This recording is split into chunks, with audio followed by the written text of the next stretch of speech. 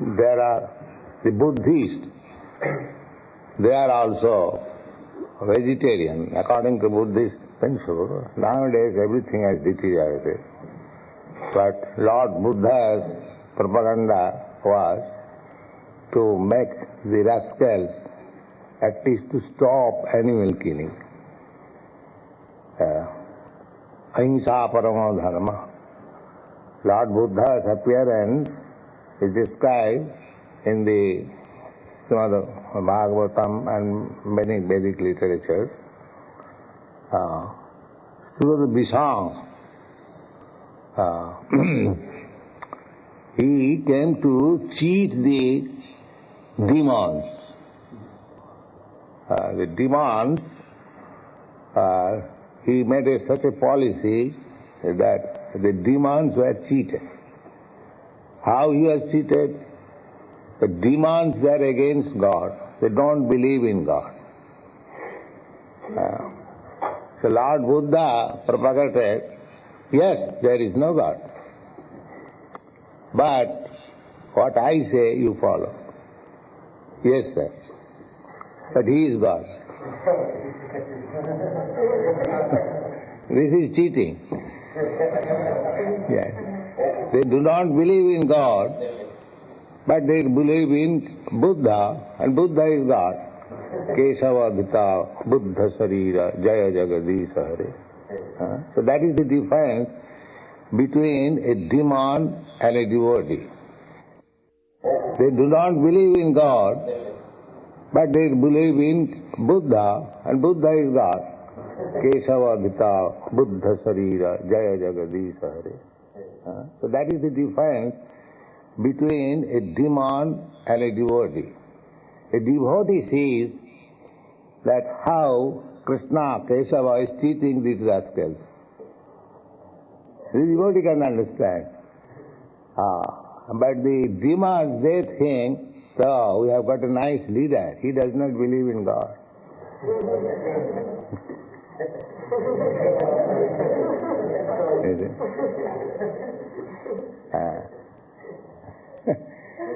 Sanmohaya Sruda Visham. The exact Sanskrit word is stated in the ЩrīmadBhāgavatam. You have seen, those who have read.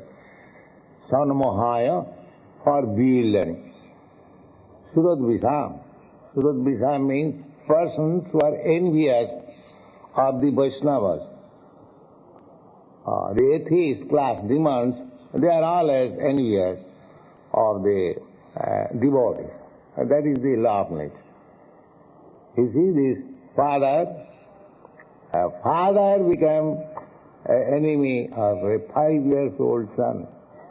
What was his fault? He was a devotee. That's all. Innocent boy, simply he was, I want to say, attracted, chanting Hare Krishna mantra. The father himself became a staunch enemy, killed this boy. So if a father can become enemy, what to speak of others? So you should always expect that as soon as you become a devotee, the whole world becomes your enemy. That's all. But you have to deal with them, because you are appointed servants of God. Your mission is to enlighten them. So you cannot be just like Lord Nityananda. He was injured, but still he delivered Jagaima. That should be your principle. Sometimes we have to cheat, sometimes we have to be injured. So many things. The only device is how people can become Krishna conscious. That is our mission. Somewhere or other, these rascals should be converted to Krishna consciousness. Either these or that. So Lord Buddha, he cheated the demon. Why he cheated? Sadaya Hridaya Darsita Pasu Ghatam. He was very compassionate. God is always sympathetic to all living entities because everyone is his son. So these rascals were killing unrestrictedly. simply animal killing. And if you say, oh, why you are animal killing? There is immediately, so it is in the Vedas, there is pasava badhaya srishya. The animal killing is there in the Vedas. But what's the purpose? That is to test the Vedic mantra. A animal will be put into the fire, and by Vedic mantra he will be rejuvenated. That is sacrifice, animal sacrifice. Not that for eating purpose. Therefore, in this age of Kali, Chaitanya Mahaprabhu has forbidden any kind of yoga, because there is no expert, a Brahmin, who can chant the mantras and make experiment of the Vedic mantras that here is coming out. That is before performing yoga, how the mantra is potent, that was tested by sacrificing animal and again giving life. Then it is to be understood that the priests who are chanting that mantra, that is right. That was a test, not for animal killing. But these rascals, for eating animals, they cited here there is animal killing. And just like in Calcutta, you had been in Calcutta, and there is a street, College Street. Now it is differently named. I think it is named Vidhan Rai, just like. Anyway, so there are some slaughterhouses. The slaughterhouses means the Hindus, they do not purchase meat from Muslims' shop. That is impure. The same thing, stool this side and that side. They are eating meat, and Hindu shop is pure, Muslim shop is impure. These are mental concoctions. Religion is going on like this. Therefore they are fighting. I am Hindu, I am Muslim, I am Christian. Nobody knows religion. You see? They have given up religion, these rascals. There is no religion. The real religion is this, Krishna Consciousness, which teaches how to love God. That's all. That is religion. Any religion, it doesn't matter whether it is Hindu religion, Muslim religion, Christian religion. If you are developing love of God, then you are perfect in your religion. Otherwise, you are rascal, your religion is nonsense. That is a test. Savai purusha paro dharma, jato bhakti adhokhaje. Ahaita ki apratihata, jayatma suprasiddhi. This is Bhagavad religion. That is first class religion. What is that? Jato, by executing the religious principles, if you develop your love for the Supreme, who is beyond expression of your words and beyond the activities of your mind. Adhokhaja. This very word is used, adhokhaja, where your material senses cannot approach. And what kind of that love? Avituki, without any cause. Oh love, I love you, God, because you supply me so many nice things. You are order supplier. No, not that sort of love. Without any exchange. That is taught by Chaitanya Mahaprabhu. So whatever you do, either you trample me under your feet or you embrace me, whatever you like, you make me broken-hearted by not seeing you. That doesn't matter. Still you are my worshipable Lord. That is love. From God's side, He may do whatever He likes. I don't want anything in exchange. That is love. That sort of love Krishna wants.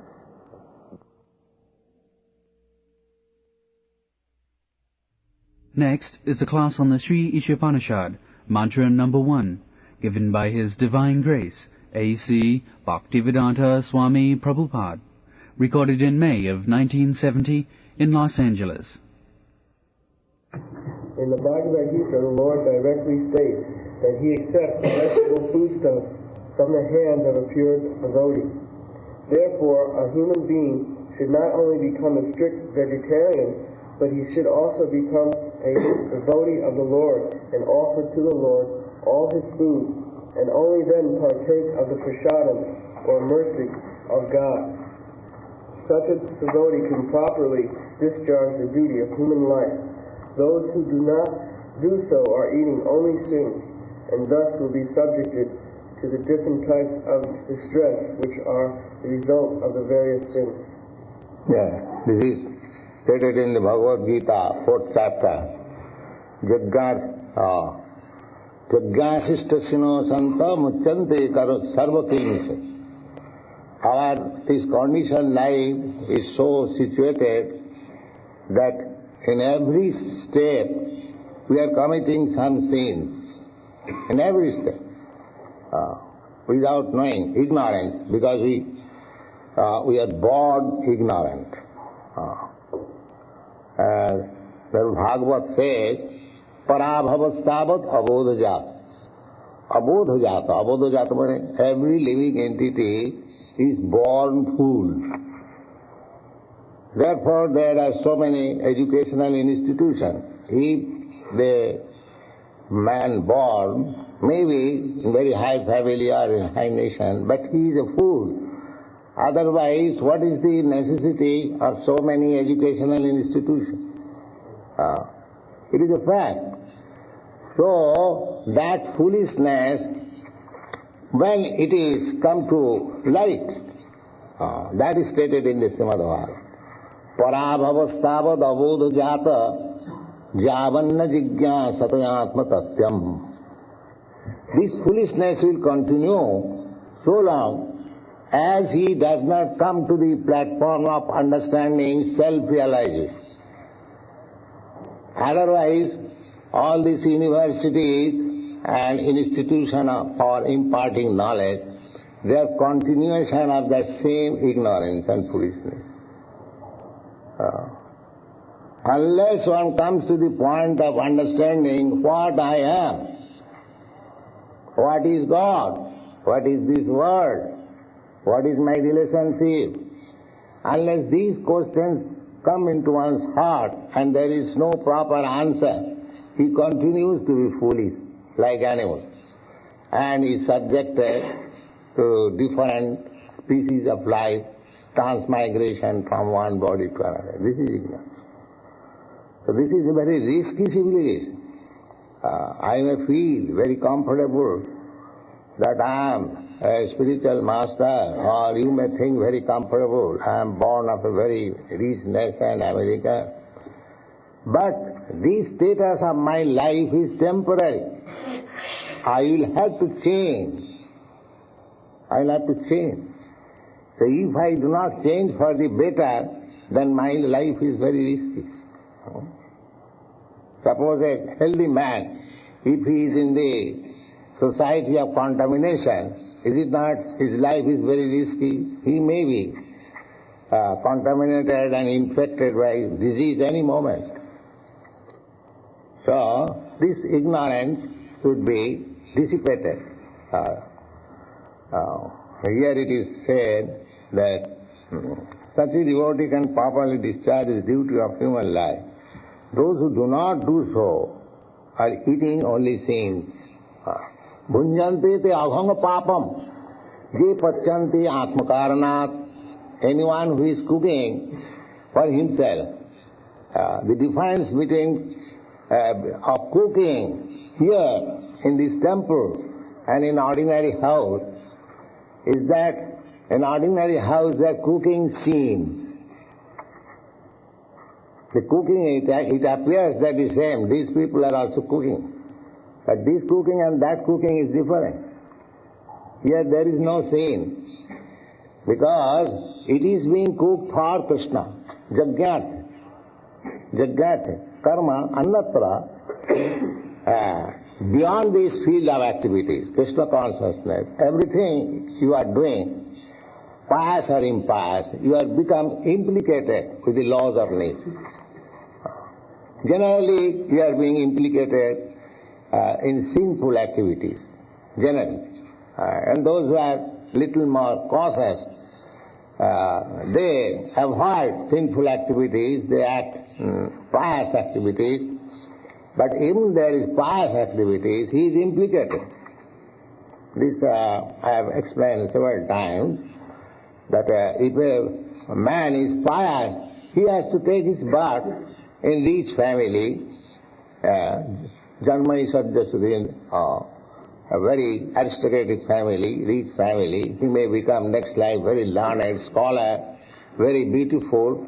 These are the results of pious activities. But pious or impious, you have to enter into the womb of some mother. That tribulation is very severe, that we have forgot. That we have forgot. Either you take birth in a very rich family, aristocratic family, or you take birth in the animal home.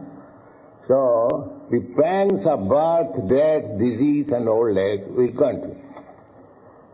So Krishna consciousness movement means to make a solution of these four things: birth, death, old age and disease. So if we act sinfully and if we eat sinfully, then this life of birth, death, old age will continue. Otherwise, you can make a solution, and as it is stated in the Bhagavad Gita, Sakta deham punarjanmanaiti mameti kaunteya. After leaving this body, Sakta deham punarjanmanaiti. He does not take birth again in this material world. Then where does he go? He is finished, just like bodies? No. Mameti, he comes to me. Mameti, he comes to me. And what is the benefit of going there? To you? Mam upeta kaunteya dukkhalayam asasatam napnuvanti mahatmana samsiddhim paramam gatha. To come back to me, that is the highest perfection of life. He does not come to this miserable world. So, we should be careful not to eat anything which is not offered to Krishna, prasadam. That should be determined. We cannot purchase things from the market and eat. No, that is not possible. We cannot eat. We can simply eat such things which are offered in to the deity, Krishna. That is, Yajñāsistasya. Even if we have committed some sin, by eating this prasadam, we counteract it. Mucchante sarvakilmise. Yajñāsista, asista means the remnants of foodstuff.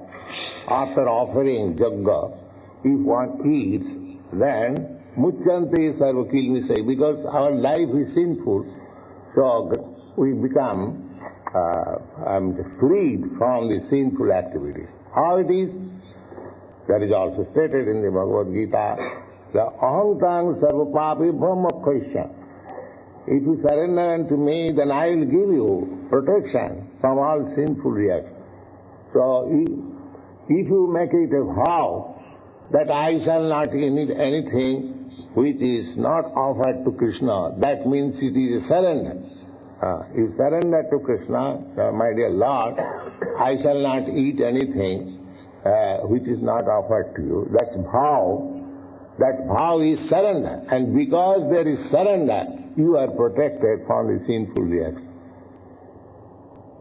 All right.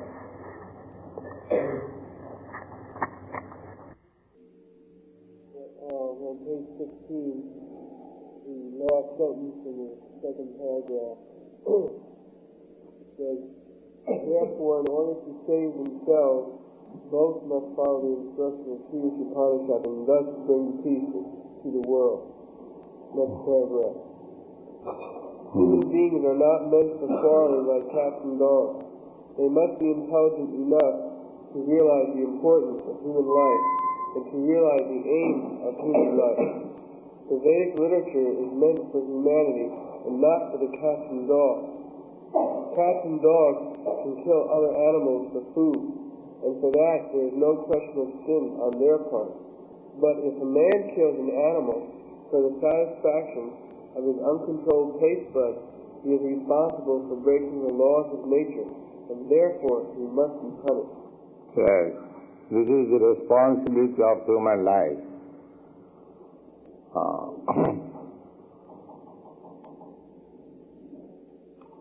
The responsibility of human life, ordinarily you can understand, several times I have explained also, that even the state laws, they are meant for the human citizens.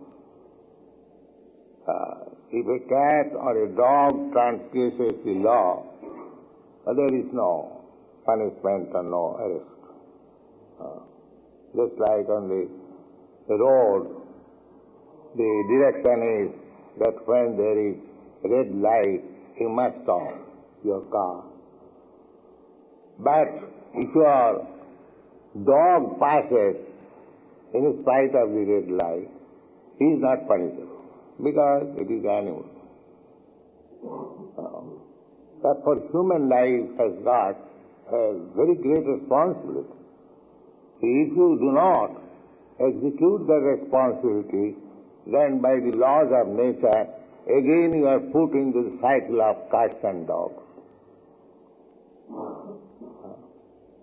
You cannot say that, no sir, I am not going to be cat again. No, the law is very strict. Daividhisa gunamai, mama maya dhuruttaya. You cannot surpass the laws of material nature. Krishna says in the Bhagavad-gītā. You cannot transgress any law. You know that even for your personal, if you eat more little, then immediately you are diseased. You will be sick. You cannot transgress. Very nice thing. If you want to eat more, then next day you will have to starve. You will be sick. So, you have to accept exactly the same thing as it is allotted to you by the law. You cannot transgress. Therefore, you have got very good. The only responsibility is that this human form of life is offered to us, to a living entity, for understanding, self-realization, athata brahma jigyasa.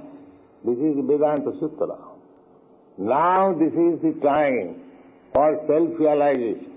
Brahma, the Supreme Spirit, or the part and parcel Spirit. Brahma, God is called also Brahma, but He is Para Brahma. The Mayavadi philosophers, they cannot distinguish. So why this word is there, Para Brahma? Para Brahma means the Supreme Brahma. And Brahma is Spirit. So we are also Brahma. Krishna is also Brahma, but He is Para Brahma. Nitya Nityana, Chetana Chetanana. He is the chief Brahma. Just like in our ordinary life, everywhere we have got some chief man, a leader. Just like you have accepted me as your leader. Similarly, the leaders of the leader go on, searching out. When you come to Krishna, He is the leader of everyone. That is Krishna. That's all. Ishara Parama Krishna. Everyone is Brahma or God, whatever you say, Ishara, but nobody is Parama. Parama means supreme. I can be controller of this institution. The president can be controller of this country, but nobody can claim that I am the supreme controller. That is not possible. That is only for Krishna. That post is for Krishna. Ishvara Parama Krishna, Sachidananda Vidya. So, he is controlling everything. It is stated in the Shastra, just like the bull or the horse is controlled by the rope. It is bound up in the mouth or in the nose. The driver is pushing little this way, immediately he has to turn this way. He is so powerful, he is so stronger than the driver. But in spite of the strength, he is managed to be kept in such a way, as soon as the driver pushes like this, immediately he has to. He cannot say, the animal cannot say, no, I shall go this way. No. Similarly, Krishna, by the reins of the laws of nature, is keeping everyone under the control. The laws of nature, as soon as put this way, you have to go this way. This way, you have to go this way. You cannot say, I cannot go. This is the understanding of Krishna consciousness. Foolish people, rascal people, they are claiming to be independent. Nobody is independent. Nobody can be independent. His constitutional position is to be dependent.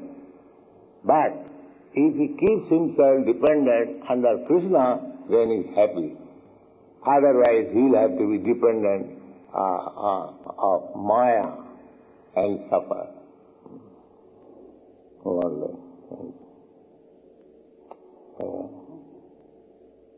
He is responsible for breaking the laws of nature, and therefore he must be punished. Thank you.